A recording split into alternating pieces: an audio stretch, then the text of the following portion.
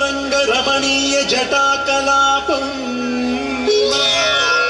ಗೌರಿ ನಿರಂತರ ವಿಭೂಷಿತ ವಾಮಭಾಗಂ ನಾರಾಯಣ ಪ್ರಿಯ ಮನಂಗ ಮದಾಪಹಾರಂ ವಾರಾಣಸೀಪುರ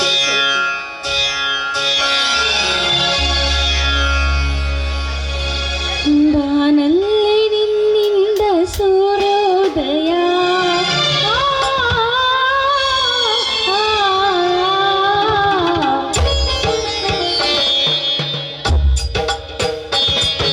ಬಾನಲ್ಲಿ ನಿನ್ನಿಂದ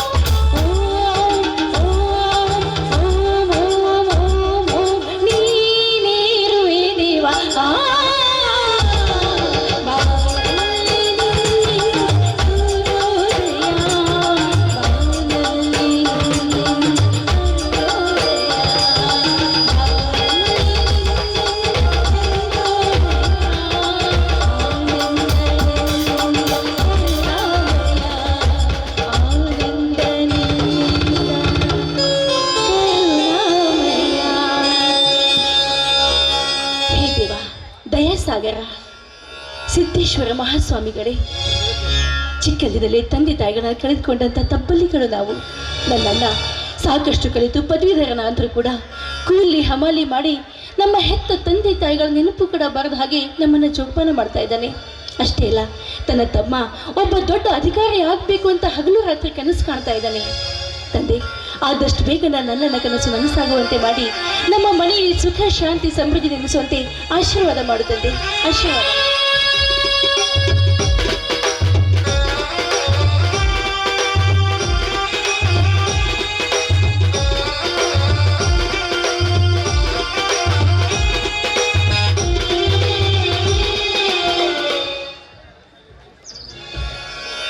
ತಂಗಿ, ಪೂಜೆ ಮುಗಿತೇನಮ್ಮ. ಪ್ರತಿನಿತ್ಯ ಭಕ್ತಿ ಭಾವದಿಂದ ಪೂಜಿಸಿ ಕುಣಿದಾಡುವ ಈ ನಿನ್ನ ನಿರ್ಮಲ ಭಕ್ತಿಗೆ ಮೆಚ್ಚಿ ಕಣ್ತೆರೆದು ನೋಡುವೆನಮ್ಮ ಈ ದೇವಾತ್ಮ.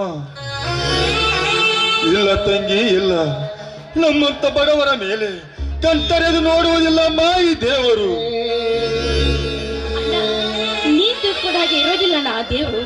ನಮ್ಮ ಆತ್ಮಶುದ್ಧಿಯ ಭಕ್ತಿಗೆ ಮೆಚ್ಚಿ ನಮ್ಮ ಕಷ್ಟಗಳನ್ನು ಕಡಿಗಾಣಿಸಲು ಆ ಪರಮಾತ್ಮ ತನ್ನ ದೈವಿ ಶಕ್ತಿಯಿಂದ, ತನ್ನ ದಿವ್ಯ ಧ್ಯಾನದ ದೃಷ್ಟಿಯಿಂದ ಈ ಭಾವಚಿತ್ರಕ್ಕೆ ಹಾಕ್ಬಿಟ್ಟಿರ್ತಾನಣ್ಣ.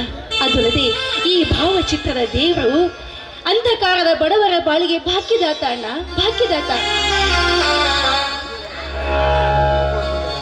ಈ ದೇವರು ಬಡತನದ ಬಗೆಯಲ್ಲಿ ಬಂದು ನಮ್ಮ ಬಾಳಿಗೆ ಭಾಗ್ಯದಾತನೇನಮ್ಮ. ಇಲ್ಲಮ್ಮ, ಇಲ್ಲ, ಆ ರುದ್ರಗೌಡನ ಕುತಂತ್ರಕ್ಕೆ ಸಿಲುಕಿ ನನ್ನ ಹೆತ್ತ ತಂದೆ ತಾಯಿಗಳು ಬೆಂಕಿಯಲ್ಲಿ ಸುಟ್ಟು ಭಸ್ಮವಾದರು. ಅದಲ್ಲದೆ ಇದ್ದ ಆಸ್ತಿಯನ್ನು ತನ್ನ ಕೈವಶ ಮಾಡಿಕೊಂಡು ನಮ್ಮನ್ನು ಬೀದಿ ಬಿಕಾರನ್ನಾಗಿ ಮಾಡಿದ ನನ್ನ ವಂಚಕ. ದಿಕ್ಕಿಲ್ಲದ ಅನಾಥರಾಗಿ ಕಣ್ಣೀರಿನ ಕಡಲ ಮಧ್ಯ ಕಾಲ ಕಳೆಯುವ ನಮ್ಮಂತ ನಿರ್ಗತಿಕರ ಪಾಲಿಗೆಲ್ಲ ಮಾಯಿ ದೇವರು. ಹಾಗನ್ಬಾರ್ದಣ್ಣ. ಆಪತ್ಕಾಲದಲ್ಲಿ ಆ ದೇವರನ್ನ ನಿಂದಿಸಿ ಸಂಪತ್ ಕಾಲದಲ್ಲಿ ಆ ದೇವರನ್ನ ಉದ್ದೇಶಿಸುವ ನಾವು ಮನುಜರೇ ಅಲ್ಲ ಅಣ್ಣ, ಮನುಜರೇ ಅಲ್ಲ. ಸಿರಿತನವೇ ಬರಲಿ ಬಡತನವೇ ಬರಲಿ ಪಾಲಿಗೆ ಬಂದದ್ದು ಪಂಚಾಮೃತ ಅಂತ ನಂಬಿ ಬಾಳ್ಬೇಕಣ್ಣ.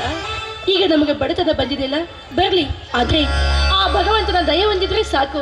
ಈ ಬಡತನದ ಭೂತವನ್ನ ಮೆಟ್ಟಿ ನಿಲ್ಲಬಹುದಣ್ಣ. ಅದರ ಬಗ್ಗೆ ನೀನು ಯೋಚನೆ ಮಾಡಬೇಡ ಅಣ್ಣ.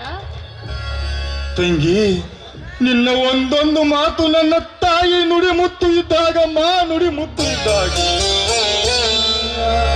ಪ್ರಾಪ್ತ ವಯಸ್ಸಿನ ಹರೆಯದ ನವ ತರುಣಿಯಾದ ನಿನಗೆ ಮೊದಲು ಒಂದು ಮುತ್ತಿನಂತ ವರವನ್ನು ಶೋಧಿಸಿ ನಿನ್ನ ಕನ್ಯಾದಾನ ಮಾಡಿದೆಂದರೆ ಮುಗಿತಮ್ಮ. ನನ್ನ ಹೆತ್ತವರ ಆತ್ಮಕ್ಕೆ ಚಿರ ಶಾಂತಿ ಸಿಗುವುದಮ್ಮ, ಚಿರ ಶಾಂತಿ ಸಿಗುವುದು. ಅಣ್ಣ, ಹೆತ್ತವರ ಆತ್ಮಕ್ಕೆ ಚಿರಶಾಂತಿ ಕೊಡುವುದಕ್ಕಾಗಿ ಹಗಲು ರಾತ್ರಿ ಅನ್ನದೇ ಶ್ರಮ ವಹಿಸಿ ದುಡಿದು ನನ್ನ ಕೊರಳಿಗೆ ಮಂಗಲೆ ಕಟ್ಟಿಸಿ ಪತಿಯ ಮನೆಗೆ ಸತಿಯಾಗಿ ಕಳಿಸ್ಬೇಕು ಅಂತ ನಿರ್ಧಾರ ಮಾಡಿದ್ದೀಯಾ? ಅಣ್ಣ, ಯಾಕಣ್ಣ ಇಷ್ಟು ಬೇಗ ಈಗ ನನ್ನ ತಂಗಿ ನಿನಗೆ ಬೇಸರವಾಗ್ಲಿಲ್ಲಣ್ಣ? ತಂಗಿ, ಇನ್ನೊಂದು ಸಾರಿ ಈ ರೀತಿ ಮಾತನಾಡದಿರಮ್ಮ, ಮಾತನಾಡದಿರು. ನೀನು ನಮಗೆ ದೇವರ ಕೊಟ್ಟ ತಂಗಿ ಅಮ್ಮ, ದೇವರ ಕೊಟ್ಟ ತಂಗಿ. ನೀನು ಈ ಸಹೋದರಿಗೆ ಎಂದಿಗೂ ಬೇಸರವಾಗುವುದಿಲ್ಲಮ್ಮ, ಬೇಸರವಾಗುವುದಿಲ್ಲ. ಗಟ್ಟಿ ಬಂಗಾರ ಮನೆಯಲ್ಲಿ ಇದ್ದರೆ ಅದಕ್ಕೆ ಅಲ್ಲಿ ಸಿಗುದಮ್ಮ ಬೆಲೆ.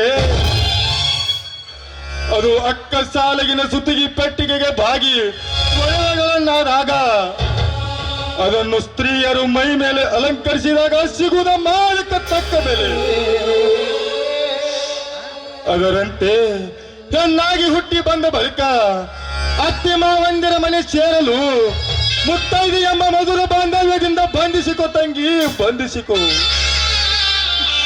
ಹೆತ್ತವರ ಹಂಗಿನ ಹದ್ದು ದಾಟಿ ದಾಂಪತ್ಯ ಜೀವನದ ಜೋತಾಲಿಯಲ್ಲಿ ಜಿಗಿದಾಡಲು ಗಂಡನ ಸೇವೆಗೆ ಸಿದ್ಧರಾಗಿ ನಿಲ್ಲಬೇಕಮ್ಮ, ನಿಲ್ಲಬೇಕು. ಇದು ಈ ಸಮಾಜದ ಸಂಪ್ರದಾಯದಲ್ಲಿ. ನನಗೆ ಎಷ್ಟೇ ಬಡತನ ಬಂದರೂ ನಿನ್ನನ್ನು ಮದುವೆ ಮಾಡಿಕೊಡುವ ದಿಟ್ಟ ಛಲ ನನ್ನಲ್ಲಿದೆ ತಂಗಿಯಮ್ಮ, ದಿಟ್ಟ ಛಲ ನನ್ನಲ್ಲಿದೆ. ಈ ನಿನ್ನ ದಿಟ್ಟ ಛಲವನ್ನ ಕಂಡು ನನ್ನ ಮನಸ್ಸಿಗೆ ತುಂಬಾ ವ್ಯಥೆ ಆಗ್ತಾ ಇದೆ ಅಣ್ಣ. ಈಗಾಗಲೇ ತಮ್ಮನನ್ನ ಓದಿಸುವ ಸಲುವಾಗಿ ಸಾಲಗಾರನಾಗಿದ್ಯಾ, ಅದಲ್ಲದೆ ನನ್ನ ಮದುವೆಗೆ ವರದಕ್ಷಿಣೆ ವರೋಪಚಾರಕ್ಕೆ ಹಣ ಎಲ್ಲಿಂದ ತರ್ತೀಯ? ನಮಗೆ ಬಡತನವಿದೆ ಎಂದು ತಲೆಗೆ ಕೈ ಹಚ್ಚಿ ಕುಳಿತುಕೊಳ್ಳದೆ ಬಂದ ಕಷ್ಟಗಳನ್ನು ಧೈರ್ಯದಿಂದ ಎದುರಿಸಬೇಕಮ್ಮ, ಎದುರಿಸಬೇಕು.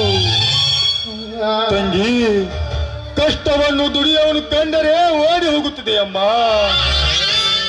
ಅದರಂತೆ ಗುಂಡು ಸೂಜಿಯಿಂದ ಹಳ್ಳ ತೋಡುವುದು ಎಷ್ಟು ಕಠಿಣವೋ ಹಾಗೆ ಹಣವೆಂಬ ಲಕ್ಷ್ಮಿಯನ್ನು ಸಂಗ್ರಹಿಸಲು ಅಷ್ಟೇ ಕಠಿಣವಮ್ಮ, ಅಷ್ಟೇ ಕಠಿಣ. ತಂಗಿ, ಈ ಸಮಾಜವು ಒಂದು ಏಣಿ ಇದ್ದಂತೆ. ಏಣೆ ಹಿಡಿದ ಮೇಲೆ ಏರಿದವರೆಲ್ಲ ಶ್ರೀಮಂತರು, ಕೆಳಗಿಳಿದವರೆಲ್ಲ ಬಡವರು. ಅದಕ್ಕಾಗಿ ಈ ಬಡತನಕ್ಕೆ ಬಲ್ಲವರು ಒಂದು ಮಾತು ಹೇಳಿದ್ದಾರೆ ತಂಗಿ, ಮಾತು ಹೇಳಿದ್ದಾರೆ. ಈ ಬಡತನದ ಭವಸಾಗರಕ್ಕೆ ಕಷ್ಟದ ಹುಡುಗಿನಿಂದ ದಡವನ್ನು ಮುಟ್ಟುವುದು ನಮ್ಮ ಕರ್ತವ್ಯದ ಕಾಯಕ ತಂಗಿ, ಕರ್ತವ್ಯದ ಕಾಯಕ. ಹೋಗ್ಲಿ ಬಿಡೋಣ, ಈ ಹಾಳಾದ ಬಡತನದ ಬಗ್ಗೆ ಭಾಷಣ ಮಾಡ್ತಾ ನಿಂತ್ಬಿಟ್ಟಿಲ್ಲ. ಇವತ್ತಿ ದೀಪಾವಳಿ ಹಬ್ಬ ಅಲ್ವೇ? ನೀನು ಆದಷ್ಟು ಬೇಗ ಹೋಗಿ ನಿನ್ನ ಕೆಲಸ ಮುಗಿಸ್ಕೊಂಡು ಬಾ. ಎಲ್ಲರೂ ಸೇರಿ ಲಕ್ಷ್ಮೀ ಪೂಜೆ ಮಾಡೋಣ.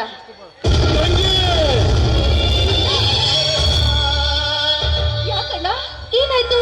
ಒಂದು ತೆರೆದಾಗಿ ಚೀರ್ತಾ ಇದೆಯಲ್ಲ? ತಂಗಿ, ಲಕ್ಷ್ಮೀ ಪೂಜೆ ನಮ್ಮ ಮನೆಯಲ್ಲಿ ನಡೆಕೂಡದಮ್ಮ,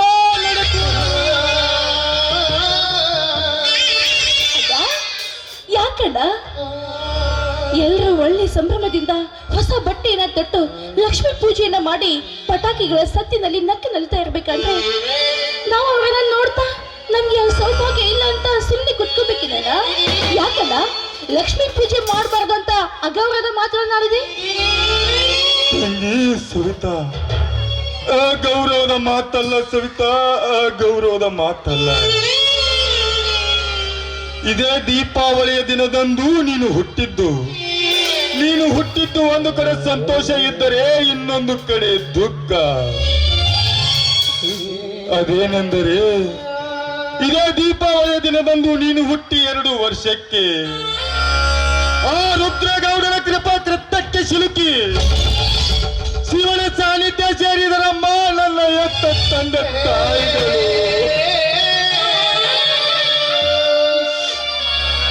ತಂಗಿ, ಅದಕ್ಕಾಗಿ ಈ ನಮ್ಮ ಮನೆಯಲ್ಲಿ ಲಕ್ಷ್ಮೀ ಪೂಜೆ ನಡೆದುಕೊಡದಮ್ಮ, ನಡೆಕೂಡದು.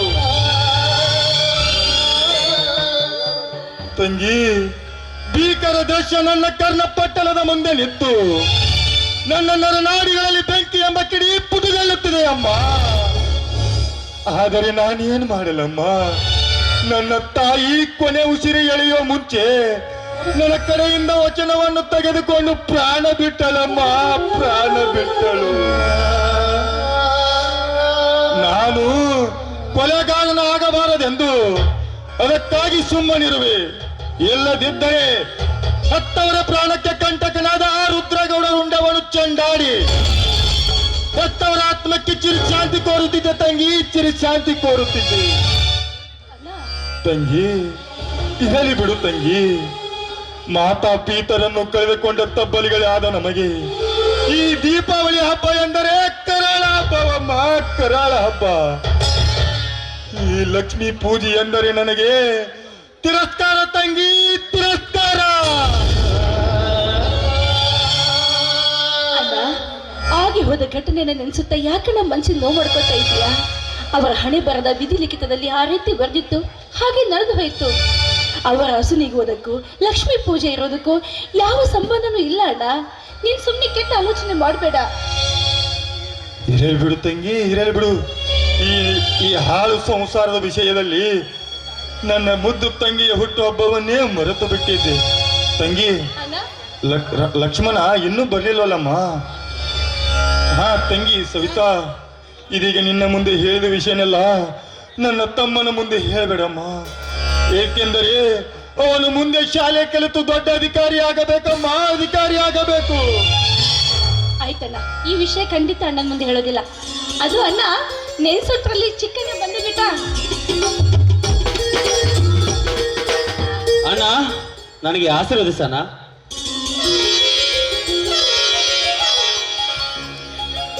ಎದ್ದೇಳು ಲಕ್ಷ್ಮಣ, ಎದ್ದೇಳು.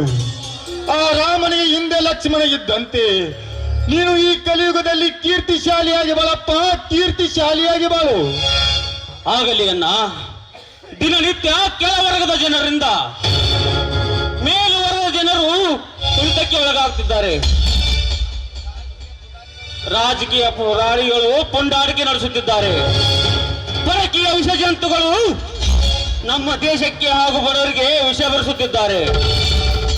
ಇವರಿಗೆಲ್ಲ ಒತ್ತು ಬುದ್ಧಿ ಕಲಿಸಬೇಕಾದರೆ ಆಕಾರ, ವಿಕಾರ, ಸಕಾರ, ಮೆಟ್ಟೆ, ಓಂಕಾರ ಹೆಸರಿನ ಬದಲಾಗಿ ದುಷ್ಟರ ಸಂಹಾರ ಮಾಡಬೇಕಾದರೆ ನಾನು ಪೊಲೀಸ್ ಅಧಿಕಾರಿ ಆಗೇ ಆಗುವೇನ? ಇದು ನಿನ್ನ ಪಾದದಾಣಿಗೂ ಸತ್ಯ.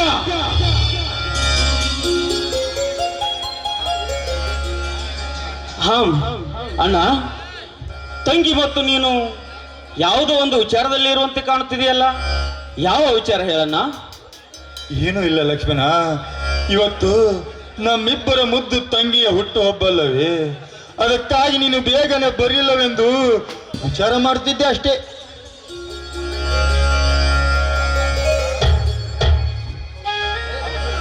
ಹೌದಣ್ಣ, ಈ ವಿಷಯ ನನಗೆ ನಿನ್ನೆನೇ ಗೊತ್ತಾಗಿತ್ತು. ಅದಕ್ಕಾಗಿ ತಂಗಿಗೆ ಹೊಸ ಸೀರೆಯನ್ನು ತಂದಿರುವೆ. ತೆಗೆದುಕೊಳ್ಳಮ್ಮ ಈ ಬಡ ನನ್ನ ಅಲ್ಪ ಕಾಣಿಕೆ. ಅಣ್ಣ, ನೀನ್ ಪ್ರೀತಿ ನನಗೆ ಏನೇ ತಂದ್ಕೊಟ್ರು ಅದು ನನ್ನ ಪಾಲಿಗೆ ಬಂಗಾರ ಆಗುತ್ತಾ?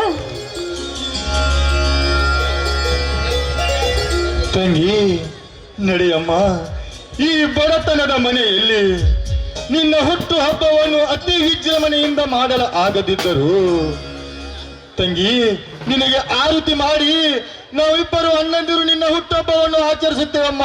ಚೇರ್ ಮೇಲೆ ಕುಳಿತುಕೊಳ್ಳಮ್ಮ.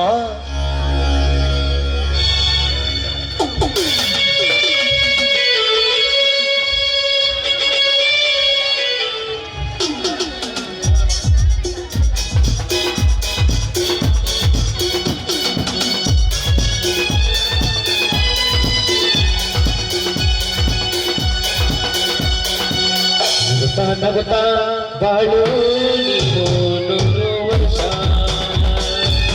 ಎಂದು ಹೀಗೆ ಇರಲಿ ಇರಲಿ ಹರ್ಷ ಹರ್ಷ. ಬಾಳಿನ ಬೀಗ ನಿನ್ನ ನಗು, ದೇವರ ರೂಪ ನೀನೇ ಮಗು. ನಗುತ್ತಾ ಬಾಳು ನೀನು ನೂರು ವರ್ಷ, ಎಂದು ಹೀಗೆ ಇರಲಿ ಇರಲಿ ಹರ್ಷ ಹರ್ಷ. ಹರ್ಷ ಹರ್ಷ.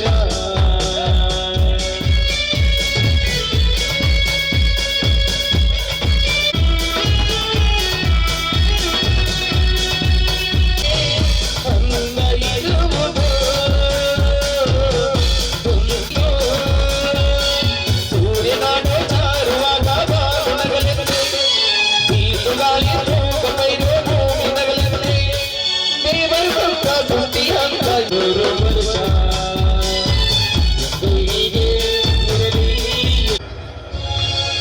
ಅಣ್ಣ, ಇದೇ ಸಂತೋಷದಲ್ಲಿ ನೀವು ಇಬ್ರು ಸೇರಿ ಒಂದು ಹಾಡು ಹೇಳ್ಬೇಕೀಗ.